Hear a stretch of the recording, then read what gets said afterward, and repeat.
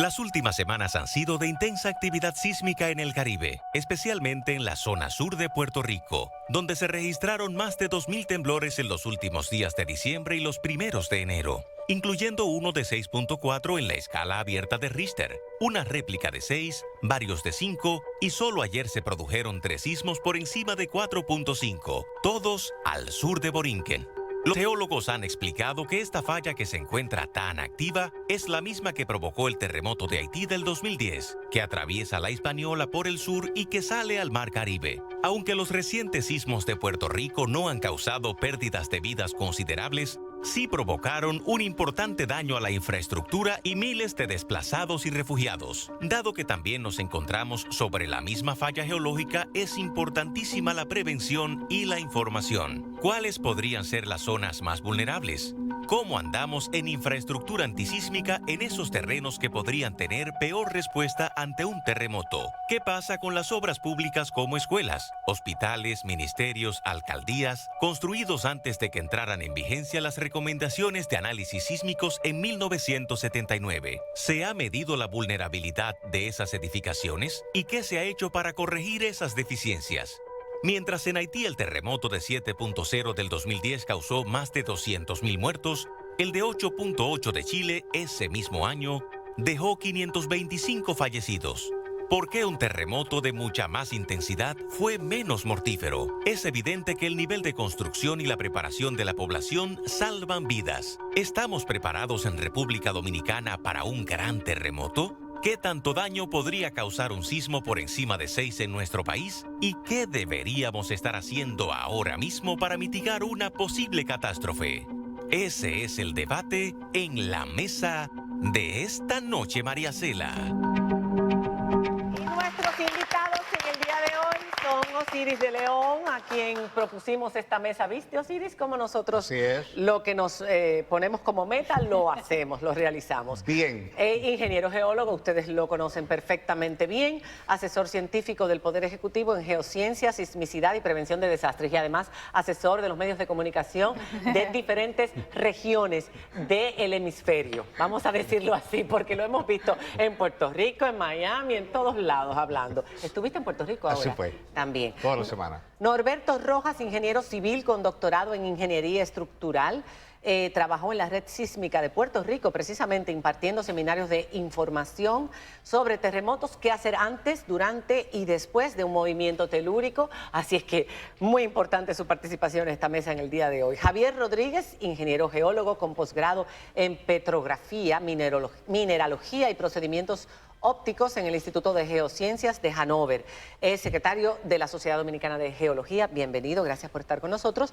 Y Ramón Delanoy, licenciado en Física, director del Centro Nacional de Sismología. Muchas gracias por acompañarnos. Ese titular suyo de hace 2 semanas.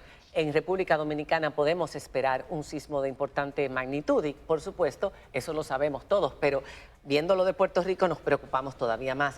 Omar Guevara, para terminar esta mesa, director general de la Oficina Nacional de Evaluación Sísmica y Vulnerabilidad de Infraestructura y Edificaciones.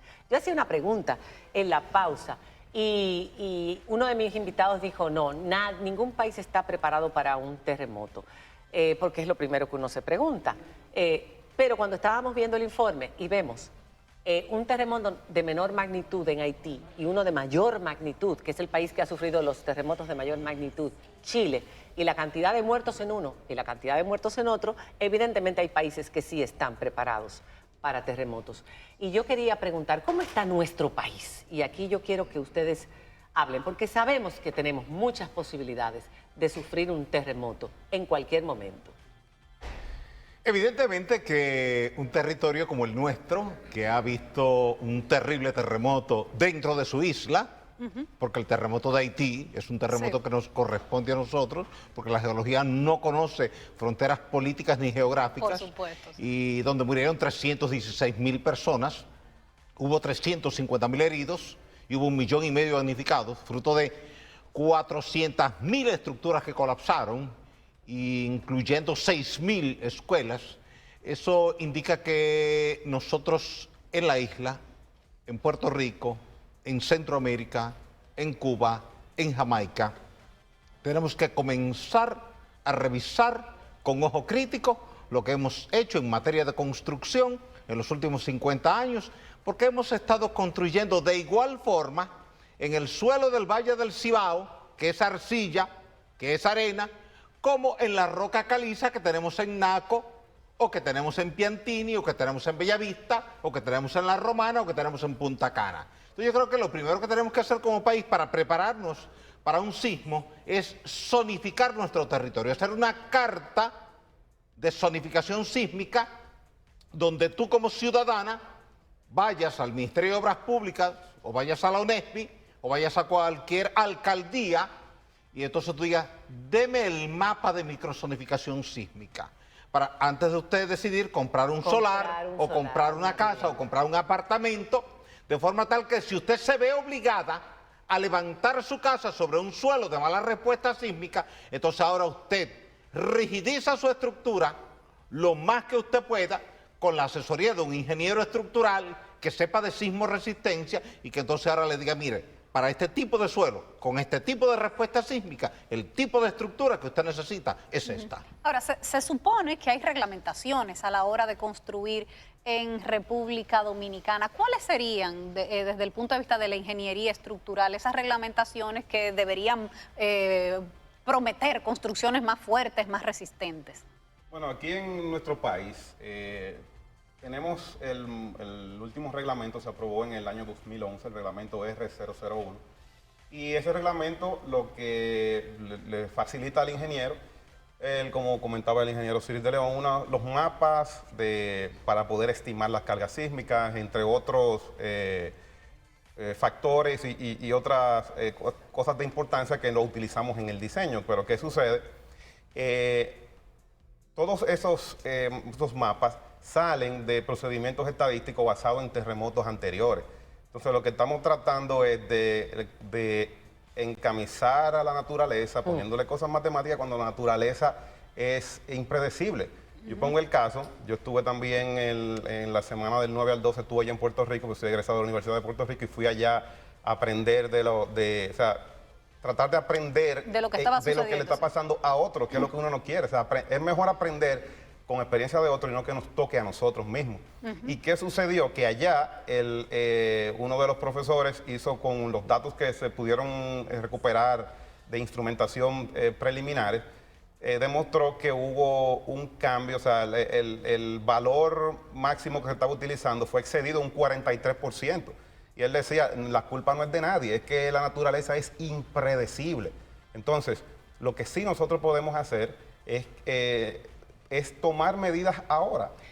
Nosotros vimos, por ejemplo, videos donde mostraban un problema que tuvieron varias edificaciones, aparte de la de las casas de Sancos, que ya lo explicaste aquella vez que estuviste, las columnas cortas, cómo se desplomaban, o sea que por más que se protegieran en el primer nivel, era imposible porque la edificación se desplomó o se iba a desplomar. Hay muchas que quedaron en muy mal estado. Plato sobre plato.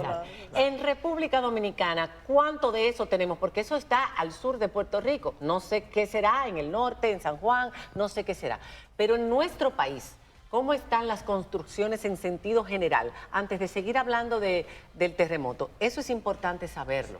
Lo que sucede es que... Se ve mucho eso. Sí, lo que es un modelo que hay en general para las escuelas donde se deja esos ventanales en los pasillos y se forma lo que se llama el efecto de columna corta, que no es más cuando una columna se diseña para cierta altura, con esos se le colocan bloques para poner las ventanas y se reduce el tamaño de la columna. Al reducirse, la columna se hace muchísimo más rígida y funciona como un imán. Y cuando llega la fuerza, ahí va a traer toda la fuerza sísmica, y entonces como no está diseñada, se va a fallar. Pero quiero aclarar algo, que muchas veces uno dice, oye, eso parece efecto de columna corta. Si la edificación está protegida con muros de corte en algunas posiciones, eso no debería pasar, porque toda la carga sísmica la va a absorber el muro. Ahora, si el muro falla, sí le va a caer, va a tener problema si la estructura tuviera el efecto de columna corta. Ahora bien, ¿qué se ha hecho en este tenor? El Ministerio de Educación siempre ha connotado un proceso de preocupación con ese tema, e inclusive entre el año 2012 y 2014 se reforzaron más de 90 centros educativos que padecían de este tema de columna corta y se le puso esos famosos muros de hormigón que sí protegen las escuelas de la República Dominicana ante cualquier sismo que se presente de una mayor o una mínima magnitud de la que se presentó en Puerto Rico, porque todo depende del subsuelo donde estén. Hay algunos subsuelos, como decía el compañero Osirio de León, que puede ocurrir de mayor magnitud porque es arcilloso. Pero hay otro que es rocoso, donde la vibración llega de una forma más lenta y que el golpe no va tan rápido. Pero sí es bueno que la población dominicana sepa que aunque no se han hecho en todas las edificaciones escolares ni en todos los hospitales, sí el gobierno dominicano, principalmente el gobierno del presidente Danilo Medina, cuando inició en el 2012, le ha puesto bastante atención a este hecho y se han hecho reforzamientos en hospitales y en escuelas públicas, aunque no en todas, y para eso ya se han hecho algunos planes e inclusive desde la UNESBIE, que es donde nosotros estamos ahora mismo, que es la Dirección General de Vulnerabilidad y Sismología de la República Dominicana, estamos tratando de enfocarnos en hacer el plan piloto en aquella provincia como Santiago, que han ocurrido hechos ya en el pasado, cuando se hundió, en Puerto Plata, que ya vimos el sismo del 2003, en Matancita, Nagua, provincia Sánchez Ramírez, y en provincias donde hay este tipo de debilidad, como en San Juan, en una parte de San Juan que pasa la cordillera al norte septentrional, y hay este tipo de debilidad, ya nosotros estamos preparando lo que son unos... se pudiera decir, evaluaciones piloto de esta provincia, donde ya de hecho se reconoce que esos suelos tienen graves problemas para ir corrigiendo esto. Esto no es un problema que se corrige de la noche a la mañana. Y muchas veces no son problemas de construcción de infraestructura, sino son problemas de diseño. El diseño que se montó en ese tiempo no iba acorde con las normas sísmicas del código R001 que se empezó a implementar a partir del año 2011, después del terremoto de Haití en el año 2010. Ok, vamos a hacer una pausa. Cuando regresemos vamos a hablar con este lado de la mesa también, porque yo recuerdo que tuve la visita hace muchos años del ingeniero Corominas Pepín, que en paz descanse, al que muchos de ustedes conocen muy bien. Es director general de la UNESBIE. Exacto. Él fue el que inauguró esta oficina. Exacto. Ese ingeniero era una persona muy preocupada por su país y escribió un libro, Crónicas para un país que espera su terremoto. En aquel entonces, estoy hablando de hace como 15, 18 años que hice esa entrevista, él decía, podemos esperar un terremoto en cualquier momento porque han pasado ya o se van a cumplir los famosos 50 años de ese lapso en que se supone que en un lugar deban ocurrir, sobre todo en un lugar como el nuestro, un país como el nuestro, deban ocurrir terremotos. Ahora uno se pregunta si ocurrió en Haití y ocurrió en Puerto Rico, ¿cuáles son las posibilidades de que esta falla también nos haga vivir algo similar? Porque ya han pasado 70 años desde el 1946. O sea, estamos pasando por 20 años de lo que se supone que debería pasar. Cuando regresemos seguiremos hablando de estos temas y para que usted sepa si es que hay algún lugar donde usted puede averiguar cómo es el tipo de terreno donde usted vive y qué tipo de edificación tiene, qué hacer antes, durante y después de un terremoto. Todo esto con sus comentarios, con el hashtag terremotosenm. Cualquier pregunta para esta mesa, úsela a través del hashtag. Ya volvemos.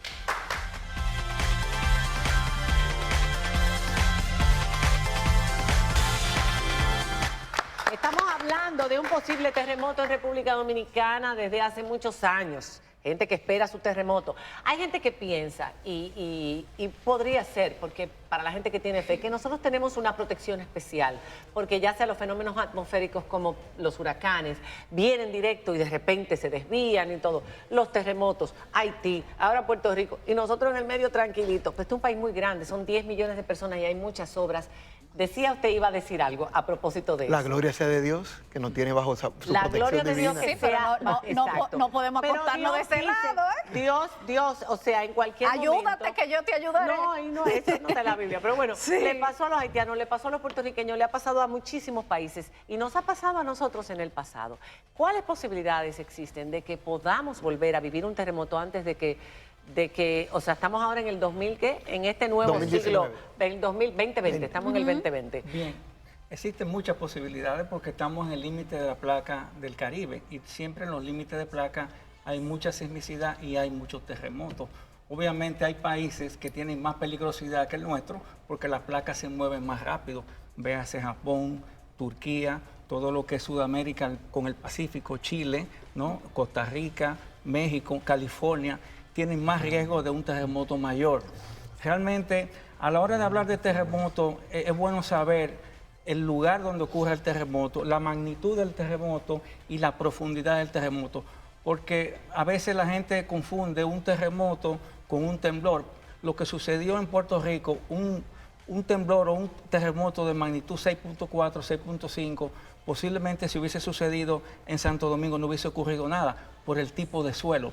Pero el tipo de suelo que tenía el sur de Puerto Rico, que es sedimentario, es reciente y seguramente no respetaban las normas sísmicas, pues se cayó todo. Aquí, esperar un terremoto de cualquier magnitud es casi insignificante. Uno de magnitud 5.5, de poca profundidad, cerca de San Cristóbal, entre donde hay mucha sismicidad, al norte de Baní y al sur de Ocoa, toda esa casa que está mal construida en la periferia de Santo Domingo puede ocasionar un caos. Y es un terremoto o un temblor de 5.5. Pero es un terremoto, no deja de ser. Lo que pasa es que la gente, porque en Puerto Rico no sabemos, fue un terremoto, fue un temblor fuerte. Bueno, ¿cómo se clasifica para eso? Los sismólogos, para un sismólogo, un terremoto por encima de 0.7 es un terremoto grande. ¿Un terremoto grande? Un terremoto. Un terremoto por encima de 0.7, de 7. De 7. Terremoto mayor. Todo lo que es por debajo es un terremoto menor, es un temblor realmente. O sea, lo de Puerto Rico, el de 6.4. Tuvimos uno similar en el 1971,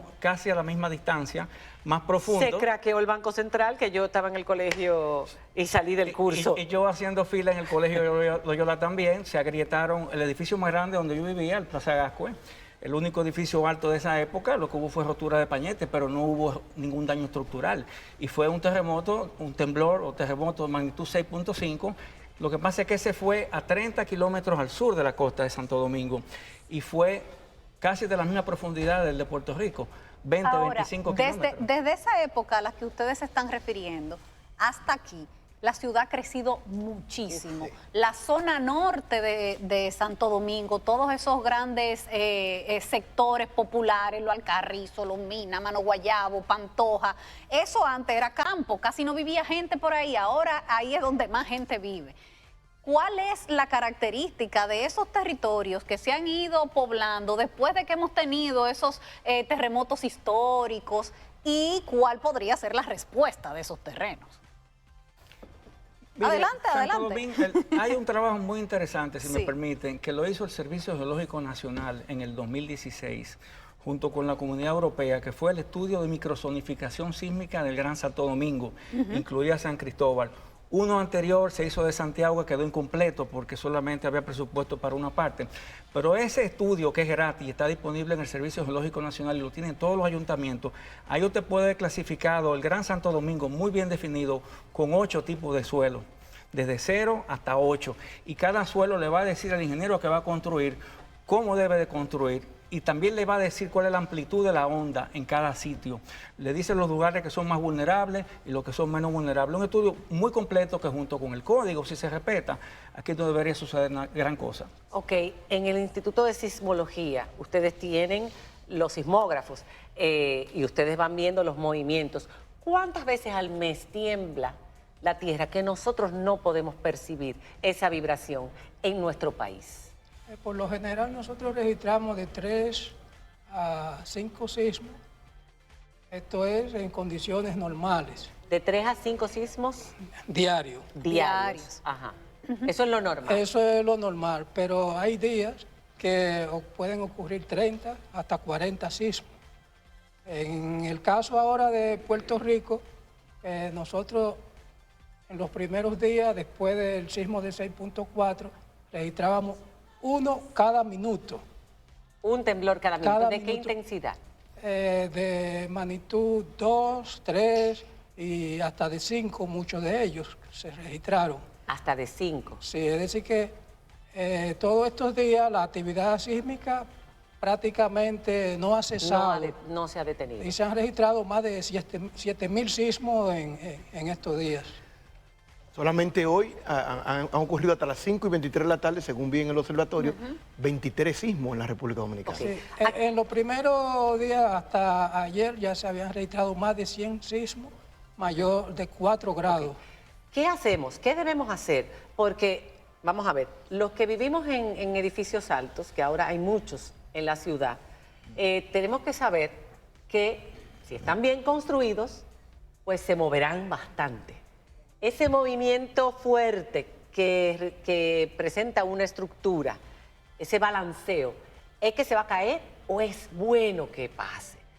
¿Y qué debemos hacer? Debemos bajar, salir. Si vivimos en una casa, debemos salir a la calle, debemos meternos debajo de una cama, debajo de un dintel, ponernos en posición fetal. A nosotros nos han dicho de todo a lo largo de los años. El triángulo de la vida. Nosotros sí. no sabemos qué es lo que debemos hacer antes, durante y después. No hay un plan y me gustaría luego que se hablara de qué plan, qué tipo de plan debe hacerse en la población. El COE no pudo estar con nosotros hoy porque era el Día de la Altagracia y tenían operativos. Esa parte nos queda pendiente. Muy bien. Mira, innegablemente que lo primero que tú tienes que hacer antes del sismo es saber dónde tú vives. ¿Y cómo responde ese suelo donde tú vives? ¿Y cómo está si tú estás tu en la vivienda? 27 de febrero, tú estás en la Bolívar, tú estás en la Nacaona, tú estás en la Sarasota, tú estás sobre una roca caliza que históricamente ha demostrado buena respuesta sísmica porque las edificaciones de la ciudad colonial están de pie 500 años después de haber sido levantadas, habiendo soportado 8 grandes terremotos. Eso es lo primero. Sin embargo, cuando tú te vas a la ciudad colonial de Santiago, colapsó con el primer terremoto después de ser construida, 1562. Igual La Vega. Te vas a Haití y todo lo que se cayó estaba sobre suelo. Y lo que estaba sobre roca se quedó intacto. Te vas a Ecuador, abril del 2016, todo lo que se cayó en Manabí estaba sobre suelo y lo que estaba sobre roca se quedó intacto. Te vas a Puerto Rico y te encuentras que todo lo que se cayó en Guánica, en Yauco, en Guayanilla, estaba sobre suelo y lo que estaba sobre roca se quedó de pie. Entonces, eso es lo primero. Ahora, lo segundo es, ¿dónde tú te pones? Bueno, si tú vives en una casa que tiene posibilidad de colapsar, digamos Santo Domingo Norte, Villamella, La Victoria, Los Alcarrizos, Los Tríos, Jardines del Norte, Los Prados, San Jerónimo. Hay mucha gente nerviosa ahora. Sí, sí, pero ellos lo saben. Ellos lo saben porque viven sobre suelo, ellos saben. Entonces, ¿qué ocurre? Entonces, lo mejor, si tu puerta está abierta, si no tienes 7 candados, entonces tú tratas de salir a la calle, a la calle, a un área donde los postes de luz, donde no te vaya a caer ni un poste de tendido eléctrico, ni un poste. Valla, sí, una valla. Sí, sí, una valla. Sí. Siempre lo hemos dicho y lo hemos escrito porque en Haití mucha gente que salió de su casa murió en la calle porque le cayó un poste de tendido eléctrico, le cayó un letrero, le cayó parte de una pared y entonces mucha gente murió en la calle. Quiere decir que yo siempre entiendo que lo mejor es que usted se coloque al lado del objeto más grande, más fuerte, más robusto, de más altura que haya cerca de usted. Si es un armario alto, Al lado, ¿no? Al lado del armario, si no está empotrado a la pared.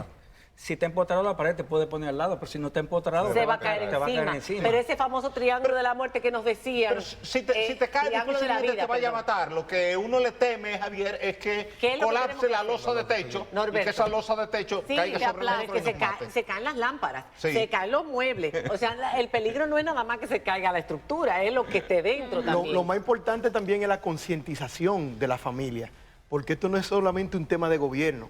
Cuando llega un terremoto a un país, la familia en el hogar que usted vive deben de estar concientizados qué hacer antes, durante y después del terremoto. Ruta y debemos de escape se le llama. Y cosas que se deben tener. Y tener el kit de la vida, un pito, un foco con batería, un radio de AM y FM, de esos pequeños que ya la gente no utiliza, pero que es importante en ese caso. Se va a ir la luz, puede haber escapes de gas, no puede haber incendios. Cerrar el tanque de gas. Cerrar el tanque de gas. Claro. Sí. A mí me sorprendió que habiendo tanto daño estructural en Puerto Rico por los sismos de las últimas semanas, muriera solo una persona. Exactamente, prácticamente una persona, creo que solamente se ha reportado muerto.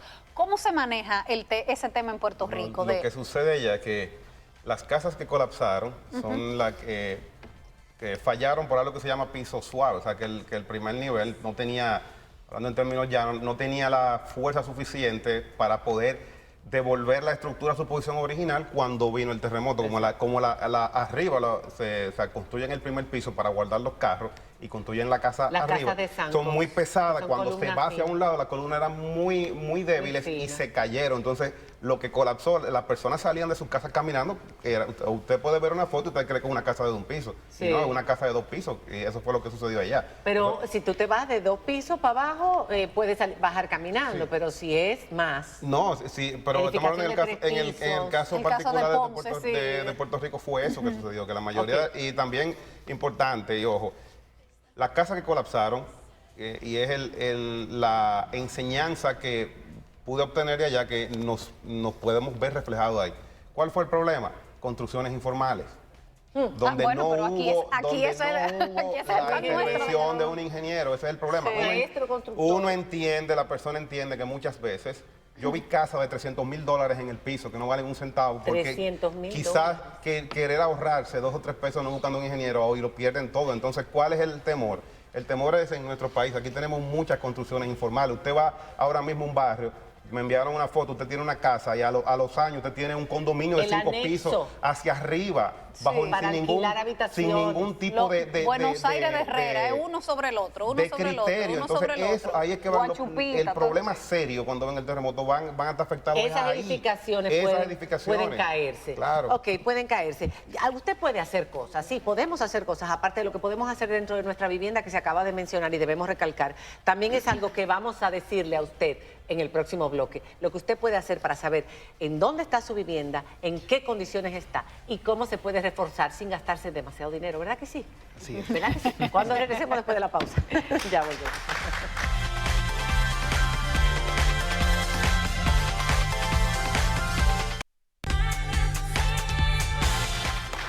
Hablaba en la pausa de que estuve una vez en el 86 en San Salvador después de un terremoto y vi cómo colapsó el hospital y cómo las escuelas, murieron 300 niños en una escuela y todos esos niños del hospital pediátrico estaban en un campo de fútbol, en unas carpas, y me decía Osiris, los hospitales son los primeros que se van a caer en un terremoto. Las escuelas y los hospitales, aquí dice uno de nuestros amigos, Dalniris Toribio, los profesores y directores de escuelas y colegios hay que entrenarlos bien, centros de niños en condiciones especiales, me aterra pensarlo, Dios guarde nuestro país. Tú decías algo, Norberto, sobre los colegios. Sí, o sea, aquí Las escuelas públicas, sobre todo. no solamente las escuelas, todas las edificaciones del país deberían ser revisadas porque hubo un cambio en el código sísmico y la normativa es más rígida ahora. ¿Qué Pero las sucede? escuelas Nosotros antes hicimos, del 2011. como parte del INTEC, hicimos un proyecto de investigación dándole seguimiento a un proyecto que hizo la ONESBI en el 2014 y se pudo, están las evidencias de que muchas de las escuelas que nosotros estudiamos tenían problemas serios de resistencia. Para que tengan una idea, habían columnas que son los elementos, parte de los elementos sismoresistentes, dando 60 y 80 kilos centímetros cuadrados, cuando el reglamento dice que lo mínimo es 210. O sea que los que podrían estar en una situación más vulnerable son nuestros hijos.